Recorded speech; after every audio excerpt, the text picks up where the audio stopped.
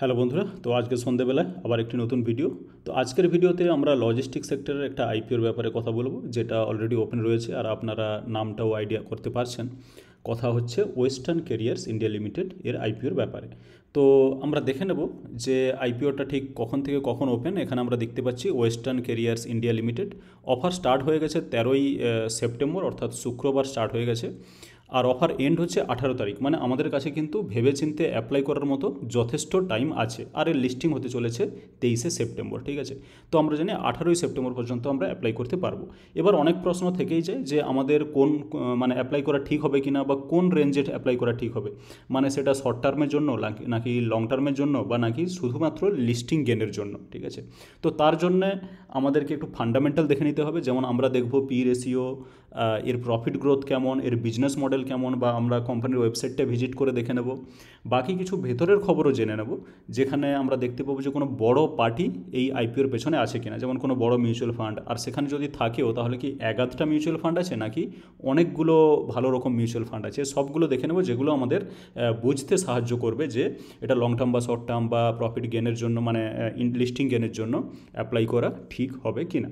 তো এই সব ধরনের জিনিসগুলো আলোচনা করে নেব। তো ভিডিও শুরু করার আগে আমি একটাই বলবো যে আমরা সবাই জানি যে ভিডিও বানাতে একটা যথেষ্ট এফোর্ট লাগে। সেই এফোর্টকে যদি আপনি সাপোর্ট করতে চান তাহলে ভিডিওটাকে লাইক করে দিন আর চ্যানেলটাকে সাবস্ক্রাইব করে রাখুন। তো প্রথমে চলে যাচ্ছি ওয়েবসাইটে, কোম্পানির ওয়েবসাইট যেটা আমরা দেখতে পাচ্ছি। যেহেতু এটা লজিস্টিক কোম্পানি, এদের ওয়্যারহাউস থাকবে, স্বাভাবিক ব্যাপার। এই ধরনের কিছু আমরা ভিজুয়ালস এখানে দেখতে পাচ্ছি। আর একটা জিনিস, এই আগের ছবিটাতে একটা জিনিস, হ্যাঁ এখানেও তাই, যে ফ্লাইট, গাড়ি এবং ট্রেন এবং এখানে ব্রিজ সব কিছু দেখা যাচ্ছে। তো একটা জিনিস এখানে, যেমন এই যে অ্যাসেট লাইট, এইটা হচ্ছে অ্যাসেট লাইট আমরা যেখানে দেখলাম, এই অ্যাসেট লাইট কিন্তু কোম্পানির একটা বড় পজিটিভ দিক। তার মানে কি, এরা কিন্তু সব কিছু কিনে করে না, জাস্ট রেন্টে নিয়ে করে, যাতে করে তাদের কোনো অ্যাসেটের পেছনে কোনো ইনভেস্টমেন্ট না করতে হয়। অ্যাসেটের পেছনে এই ধরনের, মানে লজিস্টিক কোম্পানি যদি অ্যাসেটের পেছনে ইনভেস্ট করে তাহলে কিন্তু একটা হিউজ অ্যাসেট দাঁড়িয়ে যাবে। তারপরে সেখানে বিজনেস কতটা হবে কি না হবে সেটা কিন্তু একটা ফিউচারে কোশ্চেন মার্ক থেকে যায়। কিন্তু যদি আমি অ্যাসেট লাইট করি, মানে সব কিছু যদি ভাড়া নিয়ে নিই, সব কিছুই ভাড়া, সব গাড়ি সব কিছু যদি আমরা রেন্টে নিই, তাহলে কি হয়, আমরা যদি কালকে বিজনেস কম হয় আমি দুটো গাড়িকে কমিয়ে দিতে পারবো, তাই না। তো সে কারণে এই ধরনের মানে অ্যাসেট লাইট কোম্পানি রাখা এটা কিন্তু খুব ইম্পর্ট্যান্ট আর কি, লজিস্টিকের ক্ষেত্রে বিশেষ করে, কারণ এখানে অ্যাসেট কিন্তু হিউজ, ঠিক আছে। তো এবার দেখি এটার কন্ট্যাক্ট, এটা এক্স্যাক্টলি কোথাকার কোম্পানি। দেখলে আমরা একটু অবাক হব বা আনন্দিতই হব যে এটা কিন্তু কলকাতা বেসড কোম্পানি। আমরা হয়তো অনেকে জানি না। এটা নেটওয়ার্কের জন্যই হোক, এটা নেটওয়ার্কের জন্য নয়, এদের সিকিউরিটি সার্টিফিকেটের জন্য টাইম লাগছে অনেক বেশি। ওকে, এটা যতক্ষণ লোড হচ্ছে ততক্ষণ আমরা এর একটু ফান্ডামেন্টাল দেখে নেব, ঠিক আছে। তো ফান্ডামেন্টালে আমরা দেখতে চাইলে প্রথমে দেখতে চাচ্ছি পি রেশিও। পি রেশিও হচ্ছে 21.8, যেটা একটা হিউজ নয়। আর যেটা যে প্রাইসে আসছে এর, মানে যেটা আমরা দেখলাম এখানে, যে 163 থেকে 172, এই 172কে ক্যালকুলেট করলে আমাদের কাছে থাকবে, মানে যেটা দাঁড়াবে মার্কেট ক্যাপ, সেটা হচ্ছে কিন্তু এটা, ঠিক আছে। বাকি আরওই নাম্বার হিসেবে কিন্তু সেগুলো বেশ ভালো, 15 মানে 20-র ওপরে ভালো, মানে তো বেশ ভালো বলতে হবে। এখানে কোনো চার্ট দেখা সম্ভব নয়, কারণ এটা আইপিও, এখনও ট্রেডিং শুরু হয়নি। এবার আমরা পিয়ার কম্প্যারিজনে আসতে চাই। পিয়ার কম্প্যারিজনে আমরা ক্লিয়ারলি দেখতে পাচ্ছি যে ওয়েস্টার্ন ক্যারিয়ার্সের যেটা পি রেশিও, সেটা হচ্ছে 21.83। গেটওয়ে ডিস্ট্রিবাক্সের কিন্তু গেটওয়ে ডিস্ট্রিবাক্স পাওয়া যাচ্ছে 20.97, মানে 21 বলতে পারি, যার আরওসি হচ্ছে 10.70, আর এটা পাওয়া যাচ্ছে 21.83, যেটা এখানে আরওসি দেখাচ্ছে 21.90। খারাপ না, কিন্তু বাকি যদি আমরা দেখি Allcargo logistic, VRL logistic, TVS supply, Delhivery, এগুলো তো অনেক সময় নেগেটিভে আছে, এই যে নেগেটিভ আরওসি। কন্টেনার কর্পোরেশন, এটা হচ্ছে টপ কোম্পানি, কিন্তু সেটা বিক্রি হচ্ছে 46 পিতে, যার আরওসি কিন্তু 13.93, মানে আমি 14 ধরে নিচ্ছি, ঠিক আছে। তো সেই দিক থেকে ওয়েস্টার্ন ক্যারিয়ার যে একটা ভালো কোম্পানি, ভালো প্রফিটেবল কোম্পানি, সেই বিষয়ে কোনো সন্দেহ নেই। সুতরাং আমরা কি দেখতে পাচ্ছি যে কোম্পানির প্রফিট ভালো, কোম্পানির পি রেশিও ঠিকঠাক, এবং কোম্পানির আরওসি যেটা, সেটা কিন্তু স্ট্যান্ডার্ড, মানে ভালো বলতে হবে। এবং আমরা যদি কোয়ার্টারাল রেজাল্ট এখানে পাবো না, আমরা প্রফিট লস দেখে নেবো, মানে ইয়ার ওয়াইজ যেটা প্রফিট লস, মানে ইয়ার ওয়াইজ যেটা।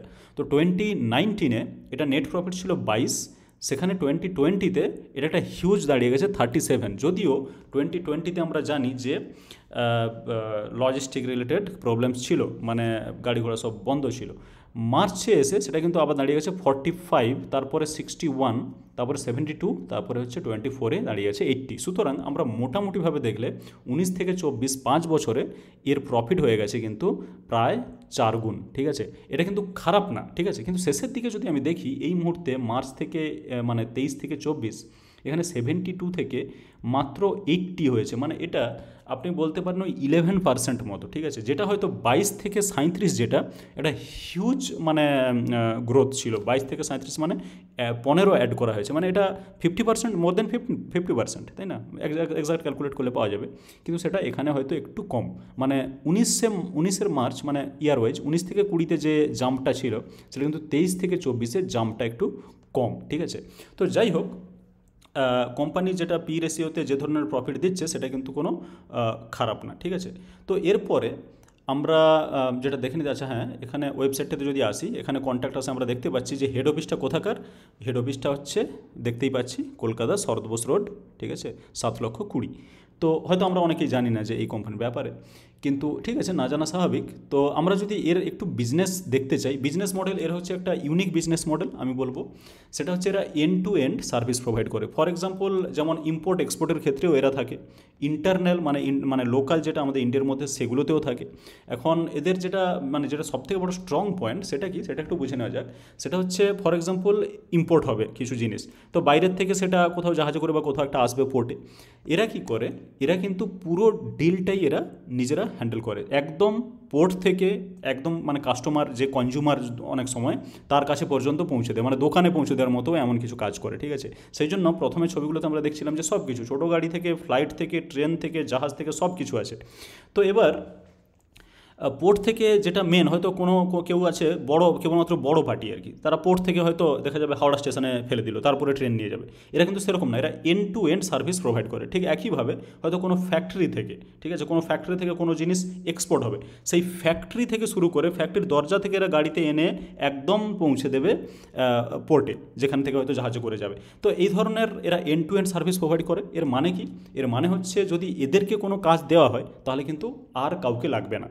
এই ধরনের কাজ কিন্তু আমরা পছন্দ করি, যে কোনো, সেটা বাড়ির ফাংশন হোক, যে কোনো জিনিস হোক, আমরা কাউকে একটা দিয়ে দিলে যে সব কিছু করে দেবে, সেইখানে কিন্তু আমরা বেশি বিশ্বাস করি বা সেই দিকে বেশি আমাদের ঝোঁক থাকে তাদেরকে কন্ট্রাক্ট দেওয়ার জন্য।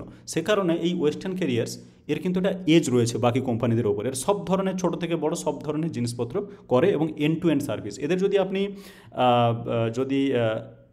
ক্লায়েন্টস দেখেন, ক্লায়েন্টস আমি দেখাতে চাইছি যে কাদের জন্য এরা কাজ করে। দেখতে পাচ্ছেন এখানে হিন্ডালকো, বেদান্তা, টাটা, ওকে, এগুলো গুজরাট হেভি কেমিক্যালস, ঠিক আছে, আরও কিছু সিপলা, বাকি জেএসএল মানে জিন্দা স্টেনলেস, স্টেনলেস স্টেনলেসের ক্ষেত্রে বেদান্তা। তো বেসিক্যালি এরা মানে মোটামুটি এদের ভালো রকমই পার্টি ধরা আছে যাদের জন্য এরা সার্ভিস প্রোভাইড করে। আর এখানে আমরা দেখেও নিলাম যে ফান্ডামেন্টাল কী। সুতরাং মোটামুটি আমরা দেখতে পাচ্ছি যে কোম্পানি হিসেবে এটা কোনোভাবেই খারাপ নয়। এখন সে কারণে আমি একটাই জিনিস বলবো এখানে, যে লং টার্মের জন্য লাগাতে গেলে কিন্তু কোনো সমস্যা হওয়া উচিত নয়। ঠিক আছে, এটা জাস্ট আমার বিশ্বাস, আমার স্টাডি করা। এবার কিছু লং টার্মের জন্য আরেকটা যেটা ইম্পর্টেন্ট পয়েন্ট, যেটা ভেতরের পয়েন্ট বলা যেতে পারে, সেটা যদি আমরা দেখতে চাই, আমি একটা পিডিএফ অলরেডি এখানে ডাউনলোড করে রেখেছি। ঠিক আছে, তো আমরা যদি দেখতে চাই এখানে কাদের আমরা দেখতে পাচ্ছি, যেসব নামগুলো দেখতে পাচ্ছি সেসব নাম দেখলে কিন্তু আপনি যথেষ্ট আনন্দিত হবেন। ঠিক আছে, তো এবার শর্ট টার্মে অ্যাপ্লাই করা উচিত কিনা সেটা কিন্তু আমি পরে আসছি, যেটা খুব ইম্পর্ট্যান্ট, মানে লিস্টিং গেনের জন্য বা একদম ইমিডিয়েটলি সেল করার জন্য। তার জন্য করা কিনা আমি একটু পরে আসছি। তার আগে আমরা দেখে নিই যে লং টার্মের ক্ষেত্রে কী ধরনের পজিটিভ জিনিস আছে। ফান্ডামেন্টাল ঠিক আছে, বিজনেস ঠিক আছে, আর পেছনে কারা বড় মাথা আছে সেগুলো আমরা একটু দেখে নিতে চাই। এখন এখানে লিস্টটা আপনারা অলরেডি দেখতে পাচ্ছেন, আমি দরকার হয় আর একটু জুম করে দিচ্ছি। ঠিক আছে, তো Kotak business cycle fund, number of equity shares এটা প্রায় 10 লক্ষ মতো। ঠিক আছে, আর এরা বিডিং প্রাইস করেছে 172, মানে যেটা আপার ব্যান্ডের যেটা প্রাইস। ঠিক আছে, এখানে কোনো মানে লুকোনোর কিছু নেই, 172 আপার ব্যান্ডের যেটা প্রাইস। ঠিক আছে, তো শুধু কোটাক বিজনেস সাইকেল ফান্ড নয়, Kotak Mahindra life insurance, Nippon life India, Motilal Oswal manufacturing fund. Actually যে রেড কার্টের যে কথা হচ্ছে সেখানে কিন্তু ম্যানুফ্যাকচারিং সেটা কিন্তু খুব ভালো রকম মানে বাড়াওয়া পাবে, যেটা বলা হয়। ঠিক আছে, ভালো রকম পুশ পাবে। Motilal Oswal large cap fund, Aditya Birla Sun Life infrastructure, transportation logistic fund, ভালো ভালো ফান্ডে এ জায়গা পাচ্ছে। ইন্টিগ্রেটেড কোর স্ট্র্যাটেজি এটা একটা দারুণ ফান্ড। বিএনপি পরিবা এটা একটা ভালো ফান্ড, ঠিক আছে। এটা পরিবাস হয়তো লেখা আছে কিন্তু এর উচ্চারণটা হয় পরিবা। তো বাকি Citigroup, Societe Generale, BNP Paribas again, আর এখানে মিউচুয়াল ফান্ডগুলো স্কিমগুলো দেখছি যেগুলো আমরা আগেও দেখলাম, যে কোটাক বিজনেস সাইকেল ফান্ড, প্রত্যেকে কিন্তু এ ধরনের অ্যামাউন্ট এটা ইনভেস্ট হচ্ছে। নিপন লাইফ এটা এতটা একটা মানে ভালো রকম 11 মানে একই রকম একই এর ক্ষেত্রে বোধ হয় এটা অর্ধেক প্রায়। মতিলাল অসল ম্যানুফ্যাকচারিং ফান্ড, ঠিক আছে। Motilal Oswal large cap fund, Aditya Birla. তো আপনি দেখতে পাচ্ছেন এখানে একাধটা বড় নাম নয়, বেশ কয়েকটা বড় নাম আছে। আমি যদি শুধু নামগুলো দেখতে চাই তাহলে Kotak, Nippon, Motilal Oswal, Aditya Birla, BNP Paribas, Societe Generale, ঠিক আছে, সিটি গ্রুপ, ঠিক আছে। তো এটাও খারাপ না কিন্তু সিটি গ্রুপ, ঠিক আছে। তো বেশ খানিক মানে বেশ কয়েকগুলো 6টা বা 7টা নাম, বড় নাম এর পেছনে কিন্তু রয়েছে, এবং সে কারণে আমরা লং টার্মের জন্য এটাকে বিশ্বাস করি। জেনারেলি কী হয়, আমরা অনেক সময় শর্ট টার্ম প্রফিটের জন্য এরকম নাম দেখি, ঠিক আছে। সেই ভুলটা করলে কিন্তু হবে না। শর্ট টার্ম প্রফিটের ক্ষেত্রে এ ধরনের নাম কাজ করে, ঠিক আছে, কিন্তু শর্ট টার্ম প্রফিট যে পাবোই এ ধরনের কোনো গ্যারান্টি থাকে না। বড় নাম থাকলে কি হয়, এরা বড় পার্টি অনেক দিন ধরে রাখবে, হয়তো 3-4-5 বছরের জন্য এরা নিয়ে নিচ্ছে, বলা যায় না, ঠিক আছে। কিন্তু ছোটো পার্টি কী করবে, ছোটো পার্টি আমাদের লিস্টিং গেন এত চাই, অমুক চাই, তসুক চাই, 1 বছরের মধ্যে এত চাই, তখন কিন্তু সেইখানেই মানে ছোটো পার্টি ফেঁসে যাবে। আমি রিটেলদের কথা বলছি। তারা যদি বড় পার্টি দেখে নিচ্ছে, তাহলে বড় পার্টি যেভাবে মালটাকে ধরে রাখছে ঠিক সেইভাবে কিন্তু ধরে রাখলে তবেই বড় প্রফিট আসবে, ঠিক আছে। তো এটা হলো লং টার্মের ভিউ।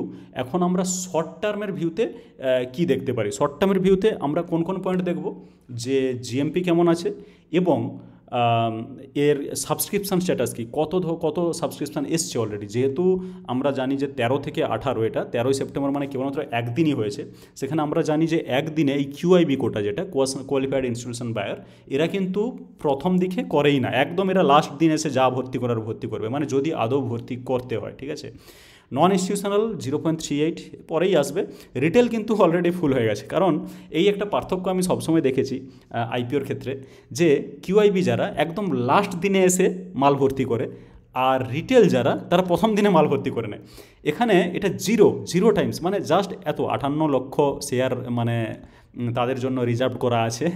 এখানে দেখা যাচ্ছে যে নাম্বার অফ শেয়ার রিজার্ভ তার কেবলমাত্র 5829 এতগুলোর এসছে। আর রিটেলদের জন্য 1 কোটি কিছু একটা করা আছে, 1 কোটি 4 লক্ষ এরকম কিছু একটা, সেখানে 1 কোটি 47 লাখ অলরেডি প্রথম দিনে চলে এসছে। এখনও বাকি আছে 16, 17, 18, মানে 3 দিন এখনও বাকি আছে। তো এই জিনিসটা আমি শুধু এর ক্ষেত্রে নয়, ওয়েস্টার্ন ক্যারিয়ার জন্য প্রত্যেক ক্ষেত্রে আমি এই ঝোঁকটা দেখেছি। যাই হোক, এটা কোনো খারাপ না, আর আগে পরে করা নিয়ে কোনো কিছু যায় আসে না, কারণ লটারির মাধ্যমে হবে, যার ভালো লাগ সে পাবে, ঠিক আছে। তো এখন এই জায়গা থেকে কিছু বোঝা যাচ্ছে না, তবে রিটেলদের ক্ষেত্রে কতটা আরও বাড়বে আমি জানি না। তো সেই জন্য শর্ট টার্মের জন্য এটা নেওয়া হবে কি না সেটা নিয়ে কয়েকটা প্রশ্ন থেকেই যাচ্ছে, যে এখানে কী ধরনের সাবস্ক্রিপশান স্ট্যাটাস আসবে 18 তারিখ পর্যন্ত, সেটা কিন্তু আমরা জানি না। তো আমি কি করব, আমি 18 তারিখ পর্যন্ত ওয়েট করব, এবং 18 তারিখ আমি দুপুরের দিকে দেখব, কারণ বিকেল করলে অনেকে এই ভুলটা করে থাকেন। অনেকে গিয়ে ওই 3টে-4টের দিকে করেন। তাতে ভুলটা কি হয়, তাতে ওই যে ইউপিআই ম্যান্ডেটটা আসে, সেই ম্যান্ডেটটা কিন্তু আসতে অনেক দেরি হয়। অনেক সময় 5 মিনিটের মধ্যেই চলে আসে, কিন্তু অনেক সময় আসতে দেরি হয়, তখন কিন্তু ফেসে যাওয়ার সম্ভাবনা আছে, কারণ 6টার পরে 5টার পরে আপনি ম্যান্ডেটটা অ্যাপ্রুভ করে কিছু লাভ হবে না। সুতরাং আপনাকে 18 তারিখ পর্যন্ত ওয়েট করা ঠিক আছে, কিন্তু খুব বেশি বিকেল পর্যন্ত ওয়েট করাটা ঠিক হবে না। 18 তারিখ আপনি চাইলে দুপুরবেলার দিকে মোটামুটি 11টা, 12টা, 1টা, ঠিক আছে, ওই সময়ের মধ্যে করে ফেলা উচিত বলে আমি মনে করি। তাহলে রিস্কটা থাকে না, মানে যদি করতেই হয়, যদি না করতে হয় তাহলে ঠিক আছে। তো শর্ট টার্মের ক্ষেত্রে এখনও পর্যন্ত ডিসিশান নেওয়া, মানে যেহেতু একেবারে ফিল আপ হয়ইনি, একদিনই মাত্র হয়েছে, সেজন্য একটু ডিফিকাল্ট আছে ডিসিশান নেওয়া। আরেকটা শর্ট টার্মের ক্ষেত্রে ভালো পয়েন্ট যেটা, সেটা কি, সেটা হচ্ছে জিএমপি। তো আমি চেষ্টা করেছিলাম জিএমপি দেখার, তো আমি এই জিএমপিটা পেয়েছি। এটা 12 তারিখ তো তখনও ইস্যু স্টার্ট হয়নি, 13 তারিখ ইস্যু ওপেন হয়েছে, ক্লিয়ারলি এখানে দেখা যাচ্ছে।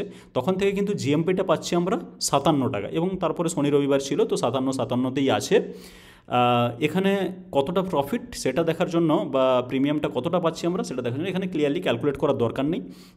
এটা 57, তাহলে কি হবে 172 প্লাস 57, সেটা হবে এই অ্যামাউন্ট, মানে যেটা দাঁড়াচ্ছে 229, সব কিছু ক্যালকুলেট করা আছে।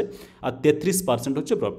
এখন যেহেতু এটা একেবারে আর্লি, মানে 18 তারিখ পর্যন্ত ডেট আছে, আমরা কেবলমাত্র 13 তারিখে দাঁড়িয়ে, মানে 13 তারিখে ট্রেডিং হয়েছে, আজকে 15 তারিখে দাঁড়িয়ে, তো এখনও 16, 17, 18 3 দিন বাকি আছে। তো আমি এই জিএমপিকে ক্লোজলি ট্র্যাক করব, 18 তারিখ কী হচ্ছে সেটা দেখব, তার উপরে নির্ভর করে কিন্তু আমি আইপিওটাতে অ্যাপ্লাই শর্ট টার্মে মানে লিস্টিং গেনের জন্য অ্যাপ্লাই করার কথা ভাববো।